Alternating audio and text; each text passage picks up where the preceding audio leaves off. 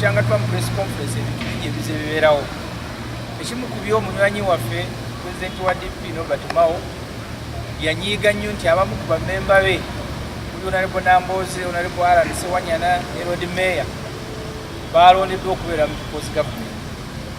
Maybe Honorable Mao twafuna mukisa gumunyo ate nga manyi bulungi Dr. Besigye yasinkana Honorable Mao n'amunyonyola gavumenti eno nga tennateekebwawo kye nkimanyi bulungi.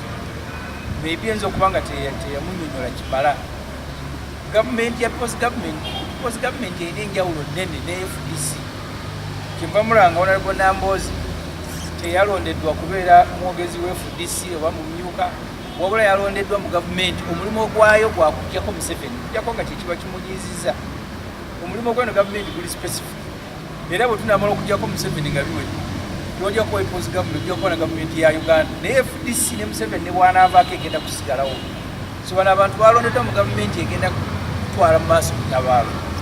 N'olwekyo okubayita watermelon ndowooza nti Honorable Mao yasukka ekkubo.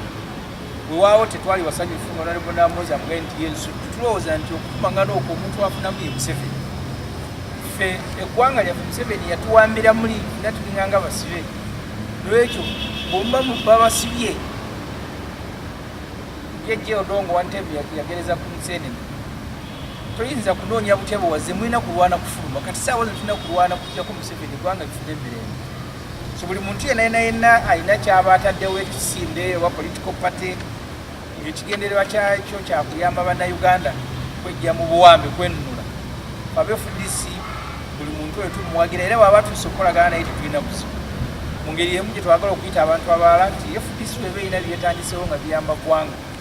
Totunuulira FDC, tunuulira ebitandikiddwawo. Bw'oba olina osobola okwataganyiza nabyo okwataganyize nabyo. Bwe tosobodde wagira osigale waka otuule nga bigenda mu maaso.